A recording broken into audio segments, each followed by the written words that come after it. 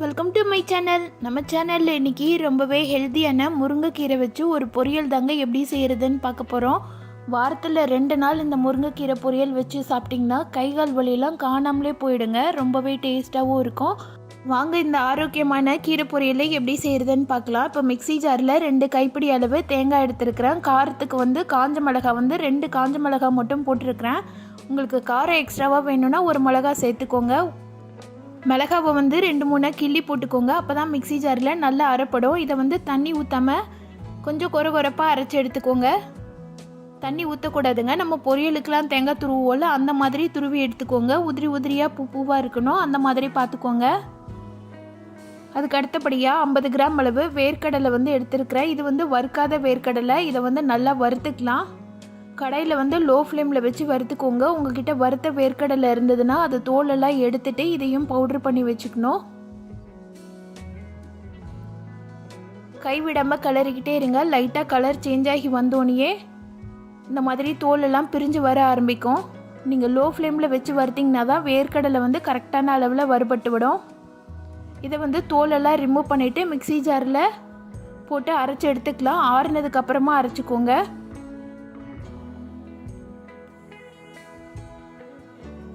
இந்த வேர்க்கடலை சேர்த்து செய்யும்போது பொரியலோட டேஸ்ட்டே ரொம்பவே அருமையாக இருக்குங்க.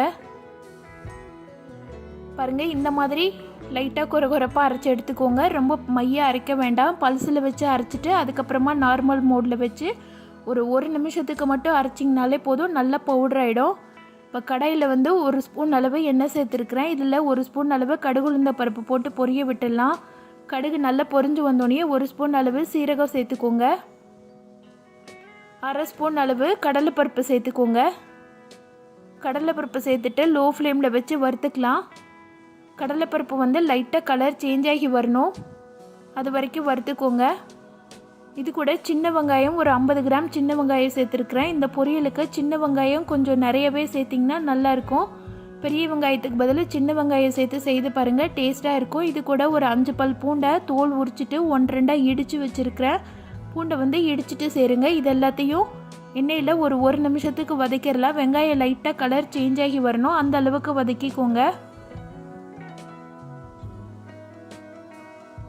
இப்போ க்ளீன் பண்ணி வச்சுருக்கிற கீரையை சேர்த்துக்கலாம். நான் இன்றைக்கி 3 கைப்பிடி அளவு கீரை சேர்த்துருக்குறேன். அதாவது கழுவுனதுக்கு அப்புறமா உள்ள குவான்டிட்டி சொல்கிறேன். கழுவுனதுக்கப்புறமா கையில் எடுத்து பார்த்திங்கன்னா 3 கைப்பிடி அளவு வந்தது. இது கூட கொஞ்சமாக மஞ்சத்தூள் சேர்த்துக்கலாம். இந்த டைமில் உப்பு எதுவும் சேர்க்க வேண்டாங்க. உப்பு கீரை கொஞ்சம் வதங்கி வந்ததுக்கப்புறமா சேருங்க, அப்போ தான் கரெக்டாக இருக்கும். கீரை வேகிறதுக்கு கொஞ்சமாக தண்ணி தெளித்து விட்டுடலாம். தண்ணி தெளிச்சுட்டு நல்லா மிக்ஸ் பண்ணி விட்டுடுங்க.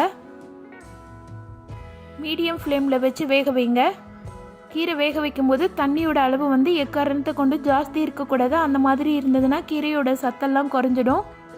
அது மட்டும் இல்லை, கீரை ரொம்ப நேரம் வெந்துச்சுன்னா ஒரு மாதிரி துவக்கிற மாதிரி ஆகிடும். அதனால் தண்ணியோட அளவு கம்மியாகவே ஊற்றிக்கோங்க. நம்ம கீரை கழுவிட்டு சேர்த்ததுனால அதுலேருந்தும் கொஞ்சம் தண்ணி விட ஆரம்பிக்கும். இப்போ கீரை கால்வாசி அளவு வெந்து வந்திருக்கு. இந்த டைமில் நீங்கள் உப்பு சேர்த்திங்கன்னா கரெக்டாக இருக்கும். கீரையோட குவான்டிட்டி ஓவராலாக எவ்வளோ இருக்குதுன்னு சொல்லிட்டு தெரியும்.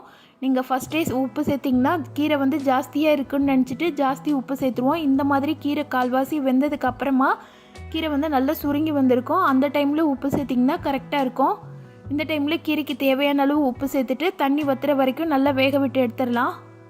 துளி கூட தண்ணியே இருக்கக்கூடாதுங்க. அந்த அளவுக்கு கீரை நல்லா வெந்து வந்திருக்கணும். கீரை வெந்துருச்சான்னு சொல்லி செக் பண்ணுறதுக்கு கையில் எடுத்து லைட்டாக கிள்ளி பார்த்திங்கன்னா நல்லா நசிஞ்சு வரணும். பாருங்கள், இந்த மாதிரி ஈஸியாக கிள்றதுக்கு வரணும். இந்த மாதிரி இருந்தால் தான் கீரை நல்லா வெந்துருச்சுன்னு அர்த்தம். இந்த அளவுக்கு வெந்தாதாங்க டைஜஷன் ப்ராப்ளம் எதுவுமே வராமல் இருக்கும். தண்ணியெல்லாம் வற்றி இருக்கணும் அதே நேரம். இப்போ இந்த டைமில் நம்ம தேங்காய் துருவி வச்சுருக்குறோம்ல, அதை சேர்த்துக்கலாம். மிக்சியில் போட்டு அரைச்சி வச்சுருந்தோம்ல, அந்த தேங்காவை சேர்த்துட்டு நல்லா மிக்ஸ் பண்ணி விட்டுடலாம். இதில் காரத்துக்கு நம்ம தேங்காவோடு சேர்த்து அரைச்ச மிளகா மட்டும்தான் சேர்த்துருக்குறோம். வேறு எந்த மிளகாவும் சேர்க்கலை. நான் குழந்தைங்களுக்கு கொடுக்கறதுனால காரம் கொஞ்சம் கம்மியாக போட்டிருக்கிறேன். உங்களுக்கு வேணும்னா எக்ஸ்ட்ராவாக கொஞ்சம் காரம் சேர்த்துக்கோங்க. தேங்காய் சேர்த்து 1 நிமிஷம் வதக்கி விட்டதுக்கப்புறமா நம்ம பொடி பண்ணி வச்சுருக்கிற வேர்க்கடலையை சேர்த்துடலாம். வேர்க்கடலை ஃபஸ்ட்டே ஃபுல்லாக சேர்க்க வேண்டாம், உங்களுக்கு வேணுன்ற அளவு சேர்த்துக்கோங்க. நான் இன்றைக்கி 2 தடவையாக சேர்த்துருக்குறேன். சேர்த்துட்டு லோ ஃப்ளேமில் வச்சு கிளறி விடுங்க. வேர்க்கடலை சேர்த்ததுக்கப்புறமா ரொம்ப நேரம் கிளற வேண்டாம். 1 நிமிஷம் கிளறி விட்ட உடனே நீங்கள் அடுப்பை ஆஃப் பண்ணிடுங்க. அவ்வளோதாங்க, டேஸ்டான ஆரோக்கியமான முருங்கைக்கீரை பொரியல் ரொம்ப ஈஸியாக ரெடி பண்ணிட்டோம். இந்த கீரை பொரியலை வாரத்துக்கு 2 முறை இந்த மாதிரி செய்து சாப்பிட்டு பாருங்கள். அவ்வளவு ஆரோக்கியமாக இருக்கும். கை கால் வலியெல்லாம் காணாமல் போயிடும். கீரையே பிடிக்காதுன்னு சொல்கிறவங்க கூட இந்த மாதிரி செய்து கொடுத்தோன்னா வேணும்னு கேட்டு வாங்கி சாப்பிடுவாங்க. இந்த டேஸ்டான முருங்கைக்கீரை பொரியலை நான் சொன்ன மெத்தட்லேயே நீங்களும் உங்கள் வீட்டில் செய்து பாருங்கள். செய்து பார்த்துட்டு எப்படி இருந்துச்சுன்னு சொல்லிவிட்டு எனக்கு கமெண்ட் பண்ணுங்கள். இந்த வீடியோ பிடிச்சிருந்ததுன்னா இந்த வீடியோக்கு லைக் பண்ணி சேனலை சப்ஸ்கிரைப் பண்ணிடுங்க. Thank you friends.